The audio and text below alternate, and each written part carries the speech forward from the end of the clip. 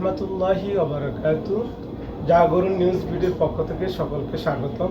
আজকে আমাদের অনুষ্ঠানে উপস্থিত হয়েছেন আমার ডাইনে হযরত মাওলানা জুবাইর আহমদ। তাকে আমাদের অনুষ্ঠানে স্বাগতম।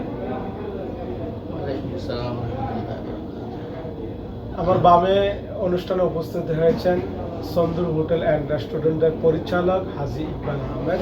আপনাকে আমাদের অনুষ্ঠানে স্বাগত। আসসালামু আলাইকুম ওয়া রাহমাতুল্লাহি ওয়া বারাকাতুহু। সবাইকে আন্তরিক ধন্যবাদ। আমার পক্ষ থেকে জাগরণ নিউজকেও ধন্যবাদ। দিন আমাদের কি করণীয় হযরত মাওলানা জুবাইর আহমদ, আপনি এই বিষয়ে আমাদেরকে জানাবেন। আলহামদুলিল্লাহ রাব্বিল আলামিন ওয়াসসালাতু ওয়াসসালামু আলা সাইয়্যিদিল মুরসালিন ওয়া আলা আলিহি ওয়া আসহাবিহি ওয়া রাসূলুল্লাহ সাল্লাল্লাহু আলাইহি সাল্লাম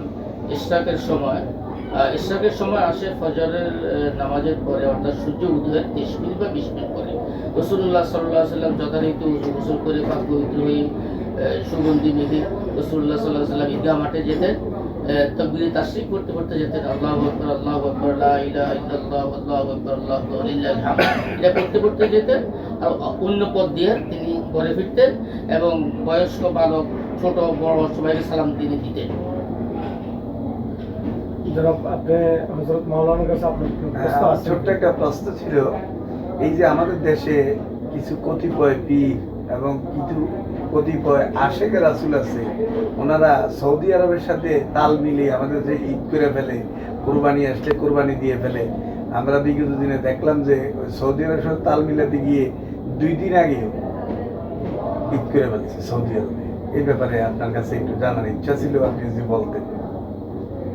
এই কর্মকাণ্ডগুলো একান্তই নতুন, এইগুলোর ব্যাপারে শরীয়তের কোনো দলিল এখনো নাই, আর ওলামায়ে কেরাম এখনো ঐক্যমত হতে পারেন নাই। বলা যায় যে কোরআন হাদিস এজমা কিয়াস কোনটার ভিতরে পড়ে না, এটা সম্পূর্ণ বেদাত।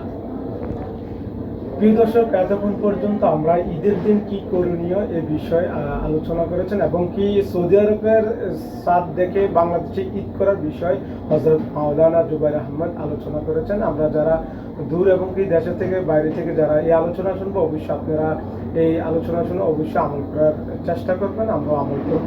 ততক্ষণ পর্যন্ত সবাই ভালো থাকুন, সুস্থ থাকুন। আজকের অনুষ্ঠান এখানে সমাপ্ত করলাম। আল্লাহ হাফেজ।